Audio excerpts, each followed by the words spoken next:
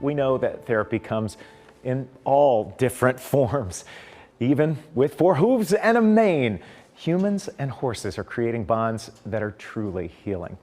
We want to introduce you to this week's community champion, Freedom Ride.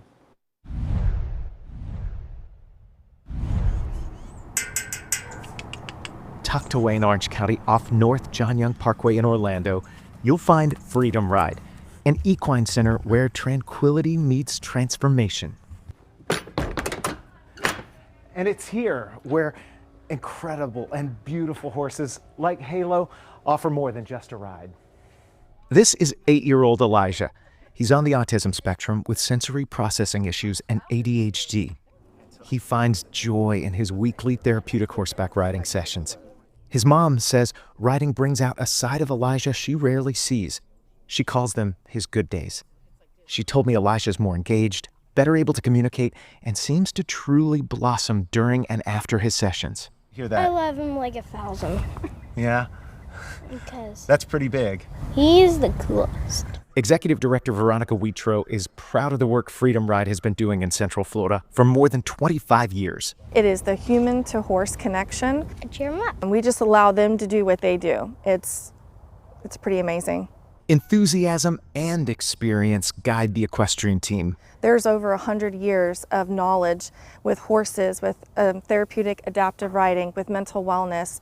These instructors have different backgrounds. Some of them were educators, some of them had professional careers, and when they decided to step away from that, they fell in love with this type of work. And I always say what happened was Freedom Ride found me. I did not find Freedom Ride, and it has truly changed my life. Head instructor Karen Bobinger told me they were given all the horses and they go through rigorous testing, then training. It all pays off when she sees how Elijah has grown over the 2 years he's been bonding with one special horse. Well, this is Riley. Hello, Riley. Hello, Elijah. Howdy. Howdy. Howdy. Oh, howdy. We got a howdy. There's also a non-riding wellness program.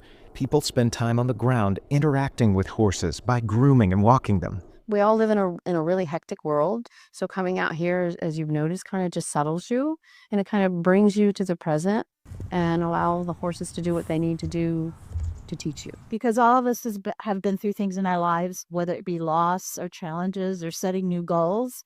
For younger people, it's maybe finding their way, feeling self-confident, being able to speak their truth out to the world.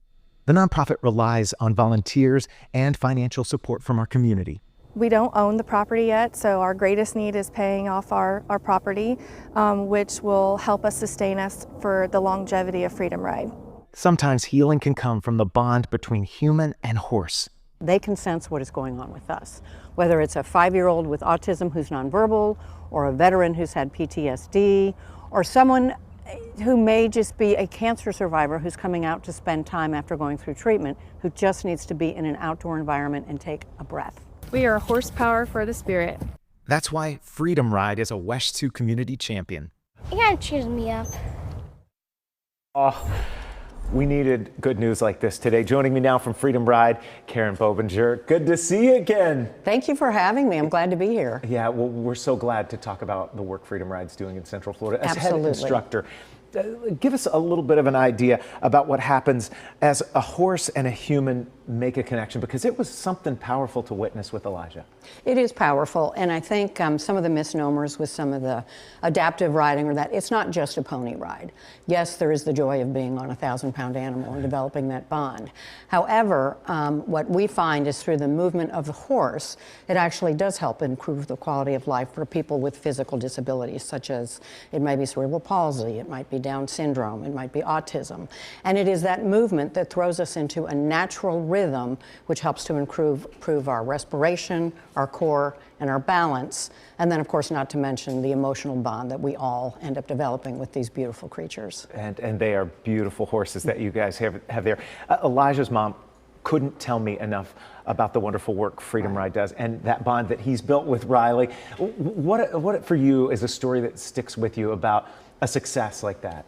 Well, you know, again, there's many, many success stories. Yeah. I think one that we frequently tell is we had a young rider years ago, and she was nonverbal, and she'd been with us for several years, and occasionally she might whisper, look at the horse, or pet the horse, but there did come a day when the first words out of her horse was she was standing there grooming her horse, and she actually said the word horse. So horse was her first word? It was her first word. It was her first word. And of course, her mother was with her.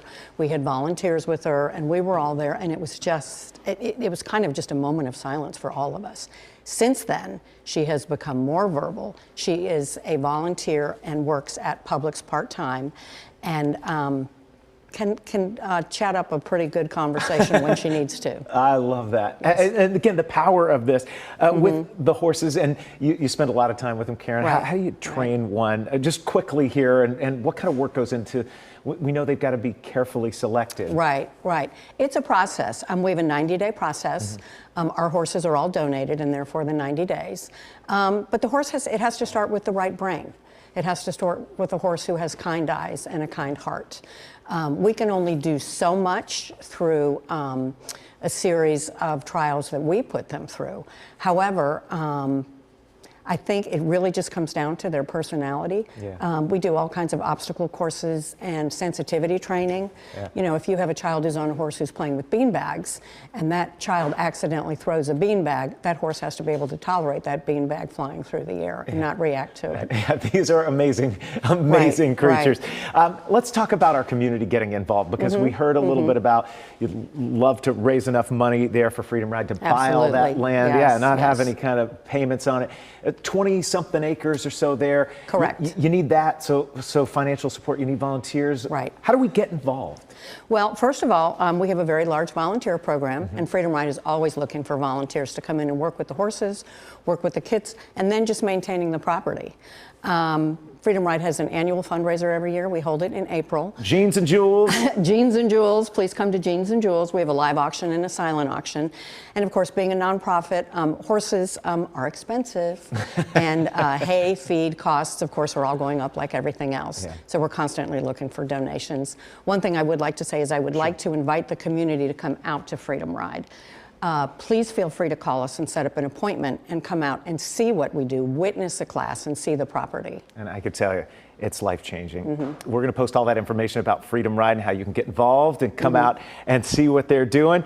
It's all online. Go to the Community Champions section of WESH.com. Thank you so much for having me. Karen Bovinger, head instructor at Freedom Absolutely. Ride. Karen, thank you. Thank you.